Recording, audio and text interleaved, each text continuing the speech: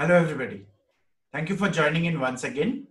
Today in this video, we're gonna see what is our data frame. Now, data frame has been a very popular data structure in our programming language. This is primarily used to access the data in a tabular structure. Because in most of the cases, when you get this particular data from your customers or for your own analytics purposes, you will be getting the data in a tabular structure. Sometimes you also get the data in a non-structured way, but that's gonna be the topic for another discussion. So today, stay tuned and try to understand how you're supposed to get the data frame created and how you're supposed to perform multiple operations on a data frame. Enjoy the video.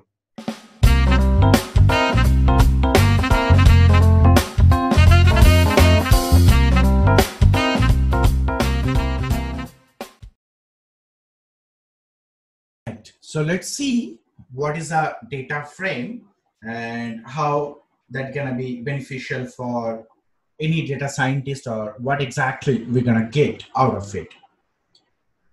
Getting started with data frames,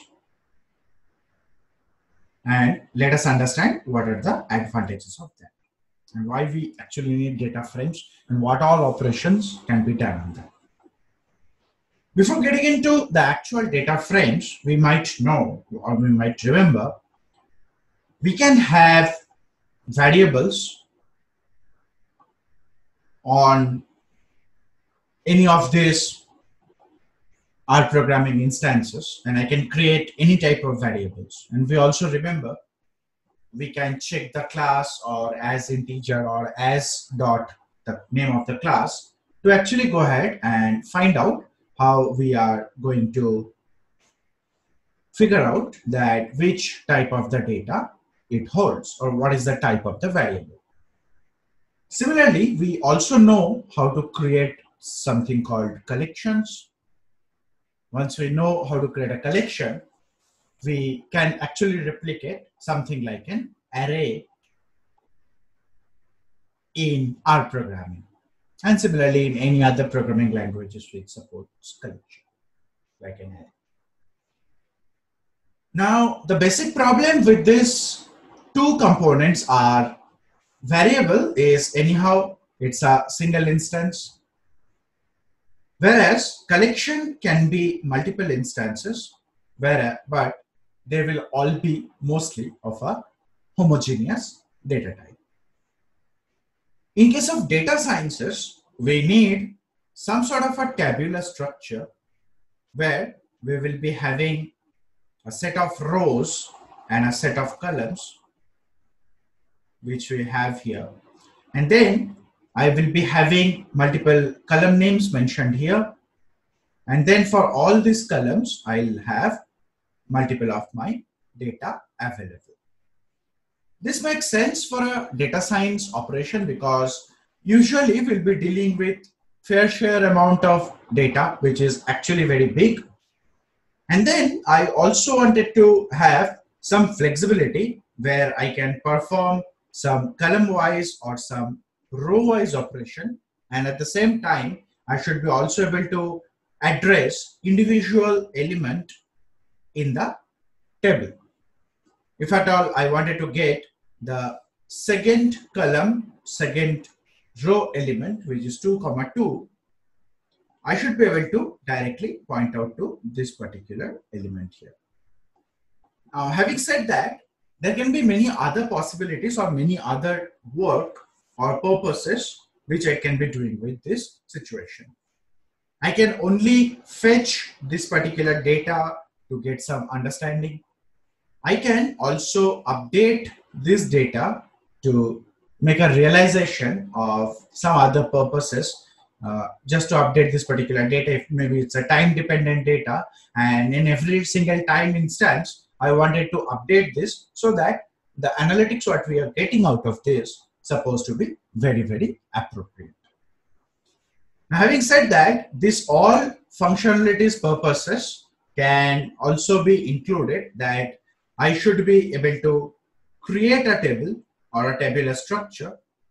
I should be able to update the data in the tabular structure. I also should be able to delete any of the data in the tabular structure. And most importantly, what all of us primarily will be doing, I should be able to do some selection operation on the table structure or the tabular structure. Now, this all purposes, as we clearly understand, cannot be done with variables or with collections. Then what we should do? For this purpose, we're gonna go ahead and take a look into one new data structure in R, which is called data frames. Now, let us see what all operations we can do it in data frames practically in RStudio, and then try to realize that how this thing is going to be beneficial for us. So let's see how do you create a data frame. Initially, for this example, we are creating a data frame with 5 rows and 2 columns. And then go ahead, let's see how do I create a data frame. To create a data frame, the first step is we should be able to create the column-oriented data separately in form of a collection. If at all we are not fetching the data from any external data source, then we should be creating 2 collections for both these 2 columns. So let me see, maybe I am looking for a data where I wanted to have multiple students with their age. So the first collection can be named as stud_id, which is supposed to be a collection, and I'm gonna have 101, 102, 103, 104, and 105 as my 5 students. So these are the student IDs. Similarly, I also wanted to have something like the student age, which can be defined as, once again, with couple of set elements like the first student is 21 years, second student is 20 years, third student is again 21 years. Then I have one more young student, which is just 19 years. And then maybe I have a senior student who is of 25 years. Now, obviously, if at all I wanted to merge or incorporate these 2 collections into my data frame, the length of this 2 collection is supposed to be same. So here I have ensured I have got 5 elements in the collection each. Now, once this has been created, the next operation what we're gonna do, we're gonna create the data frame. So let us see how do I create a data frame. I am naming the data frame as stud_data, and inside that I will be initializing all my values. Now the function what we're going to use is called data.frame. Now the data.frame is the function to create a data frame from multiple collections like student_id and student_age. The first one, I have to give an identifier for the data frame column, which will later become the heading for the column. The first one, I'm calling it ID. And for ID, I will be assigning the student ID. Similarly, for the age, I'll be calling it age, and I'll be assigning student_age parameter for that. Once I get it executed, my data frame is now created. If at all I wanted to go ahead and see the data frame as a whole, I can go ahead and write stud_data, and I'll be getting the complete data available in the console, like for the IDs and for the age. Now, as you see, the names which we have provided here, that becomes the name of the column. Now let's see what all operations you can do it on a data frame and what all can be done here. Firstly, if at all the data frame is very big, you cannot really query the data frame as a total and try to find out what all types of data you have and how many columns you do have. So to do that, we're gonna have to analyze the structure of the data frame. So how do I analyze the structure of the data frame? The function name is str, and inside str I'm gonna have student underscore data, the name of my data frame. Once I get it executed, I'll be getting the structure information here. I have 5 observation and 2 variables here. In case of data frames, the columns are considered as variables and the rows are considered as observations. So I do have 2 columns and 5 rows inside this data frame. So that is my first option, where I can go ahead and try to understand how to realize the structure of the data frame. Moving further, if at all I have to also understand few couple of more things, or if I have to access the data row wise or column wise something, then I have few options for me. Now accessing the data frame without any condition, I want more data to be seen here, then I have few couple of options here. The first option goes as student underscore data, and then in a bracket, arrays bracket, I have to mention the rows and the columns. So if I say 2 and if I don't mention anything, I leave the column place blank, then let's see what we're supposed to get. Here, please remember our data is 101, 102, 103, and so on. So the moment I say second row or the second observation, I'll be getting 102 and 20. Now let's see. As the effect of this 2, 0, we have got ID and age for the second observation. Similarly, I can always go ahead and extract some specific columns. I can say student underscore data, where the first row part, I'll leave it blank and then I'll mention 1. And in this case, I'm supposed to get all the student IDs. Similarly, if at all I have any number of columns available here, for example, the second column, I can also write 2 and I'll be getting the complete second column data available here. There are some other advanced or rather easier method to access the columns. So how do I do that? I can always go ahead and say student underscore data, and then I pull out the dollar symbol, and then I'll see automatically the name of the columns are getting highlighted. I can select the age. So what will happen this time? I'll get the second complete column printed for my purposes. Instead of writing blank, comma 2, I can also write stud underscore data dollar age.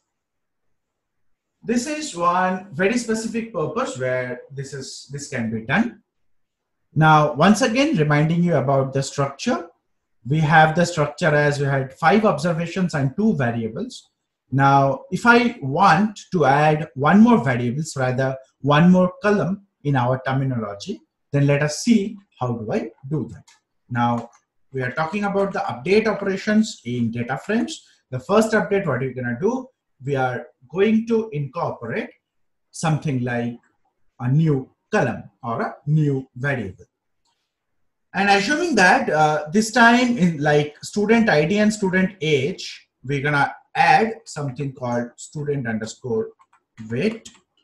And for that, I'm creating a collection where I'm saying the values are something like 50, 51, 56, 52, and then 49 for example. So once again, I have to ensure that if at all I'm trying to get it added, I should have at least equal number of observations in both the cases. So let me select that and get it running. So now what happened is it got added. My next task is I supposed to get student underscore weight got added to student underscore data. So how should I do that? So I'll say student underscore data, and then I say dollar. Instead of using a existing column, this time I'll be using a new column, which will say weight. And then at this point in time, I will be assigning the new stud underscore weight collection. Now that has been added. And this time, once again, if I go ahead and try to understand what is my structure, then I'll be using str, and student data is the name of my data frame. And this time I'm gonna see, instead of 2 variables, we're gonna have 3 variables, and the number of observations are same, 5 observations because 5 rows. And we'll see the weight is also got added now. Now, down the line, I have also realized that when I initially entered the data 49 for the student ID 105 is actually very less. It is nearly 65. So now I cannot drop this complete data frame, and I cannot really recreate the data. Rather, I can just simply go and update this data 49 here from 49 to 70, for example, or 65, anything. So what I'm gonna do now? I'm gonna pull out my old mechanism of accessing elements. Now here, the elements will start from 1, the number of variables. So that's gonna be my variable number 3, and also that's gonna be my observation number 5. So I'm gonna say 3, 5, or rather, I'm sorry, 5, 3, and let's see what it actually been pops out. So it is popping out 49. So I'm actually targeting to the correct element here. What I'm gonna do is I'm gonna go ahead and try to update this data. So how am I supposed to update? I am assuming that I'll update this data with 65. Once again, now, if I try to inquire the complete data set or the complete data frame, I'll say stud_data, and this time I'll see for this student having a student ID 105 is now changed to 65, the weight. So this is how we're supposed to perform the update operation. So I can add a new variable in form of a new collection, or I can just update our data for one particular observation, one particular cell. Moving to the next part, which is very interesting and very important, which we always will be doing, or rather most of the cases will be needing, that is the selection operation on my data frames. So how do I perform the selection?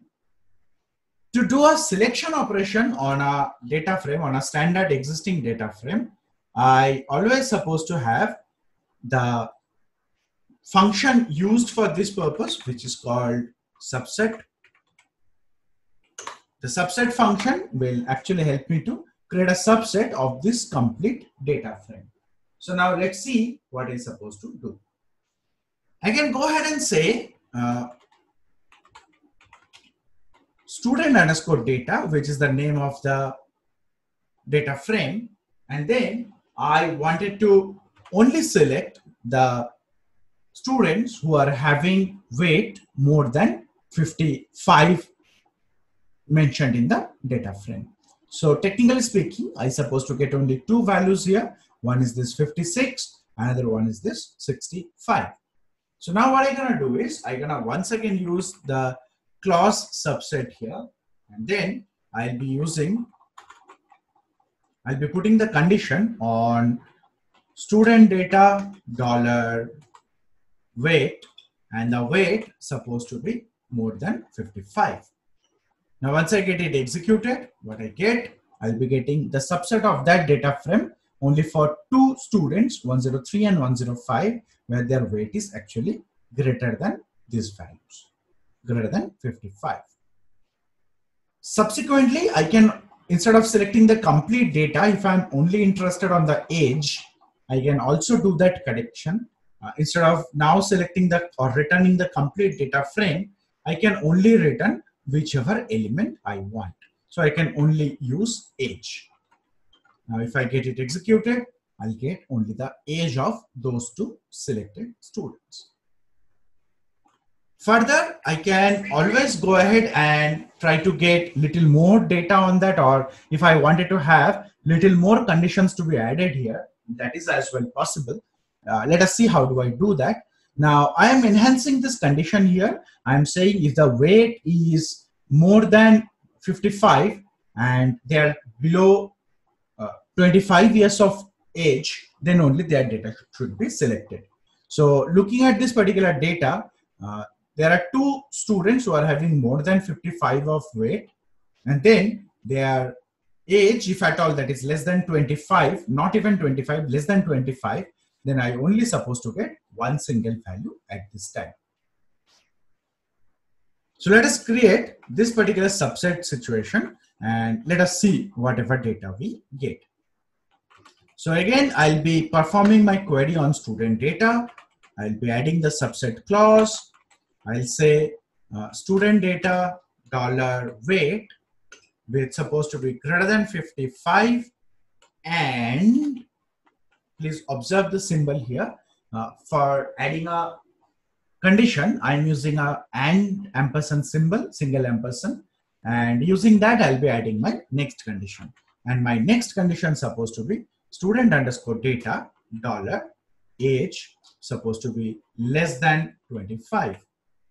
And that's how it's supposed to work. So I have 2 conditions now. The weight supposed to be more than 55 and the age supposed to be less than 25.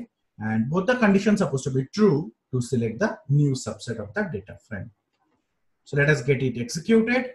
And yes, as expected, we got the data which we have also seen manually. When we have a very big data frame, which is loaded from a different or a very big data source, then these query conditions will be coming very useful and very handy, which we can always use. Concluding, opposite to AND, we have the second condition, which is also called the OR operation. And for the OR operation, we're going to use the symbol as OR, single logical OR operator. It's not a double, it's a single one to be careful about. Matter of fact, let us execute this query. So we'll see we have all the people listed here, all the students, because for all of them, either the age is below 25 or they have more than 55 kilograms of weight, body weight. So this is how you will be performing multiple operations on a data frame. All right, guys, I hope you enjoyed the session and you understood how to create a data frame, how to update multiple elements in a data frame, or sometimes add a new observation to the data set or a data frame. Also, by this time, you must have understood how to perform the selection operation to select only a specific set of elements from a data frame. Thank you for watching this session. If you like the video, please like and share. And if you wanted to know more about data analytics, subscribe to my channel. Thank you once again. Stay safe, stay tuned.